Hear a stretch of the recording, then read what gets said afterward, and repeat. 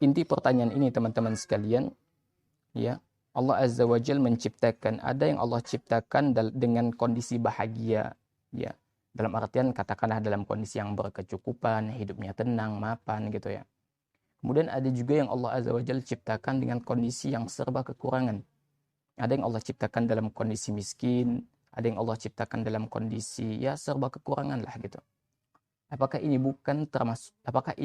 termasuk kezaliman? Ya, izinkan ana sedikit keras teman-teman sekalian. Pertanyaan ini adalah pertanyaan yang bisa menyebabkan kekufuran, bisa menjurus kepada kekufuran. Kenapa demikian? Karena di sini mempertanyakan keadilan Allah Subhanahu wa taala. Siapa di sini yang meragukan keadilan Allah? Kita semua wajib meyakini Allah Subhanahu wa taala itu Maha Adil. Allah Azza wa Jalla Maha Hikmah, ya. Ketika Allah Azza wa Jalla menetapkan sesuatu pasti dengan hikmah. Ya. Jangan antum pikir adil, timbangan adil itu 50%, 50%, bukan begitu. Timbangan adil dalam ya, pandangan Allah itu adalah sesuai dengan porsinya. Ada manusia yang Allah ciptakan dengan serba kecukupan harta yang melimpah. Artinya itu baik untuk dia. Ada yang Allah ciptakan dengan kondisi serba kekurangan, miskin, ya. Itu baik untuk dia. Jadi segala sesuatu yang Allah takdirkan, segala sesuatu yang Allah Azza wa Jalla tetapkan itu baik untuk dirinya. Ya. Tidaklah Allah Azza wa Jalla mentakdirkan sesuatu kecuali dengan hikmah. Ya. Kalau antum mempertanyakan keadilan Allah Azza wa Jalla, nah ini bentuk lancang kepada Allah Subhanahu wa taala. Ini bentuk lancang kepada Allah Subhanahu wa taala. Maka jangan pernah antum menimbang barometer keadilan itu harus sama, tidak sesuai dengan porsinya. Sebagaimana kalau antum punya anak, ya, ada yang SD, ada yang SMP, ada yang SMA, enggak mungkin antum kasih uang jajan ya dengan nilai yang sama, dengan nominal yang sama. Yang SD 5.000, SMP 5.000, yang SMP pun, yang SMA 5.000, nggak bisa. Harus sesuai dengan porsinya. Yang SD 3.000 misalnya, yang SMP 5.000 misalnya, yang SMA 10.000. Karena berdasarkan kebutuhan. Berdasarkan kebutuhan. Jadi jangan pernah antum menimbang keadilan Allah itu berdasarkan timbangan setara.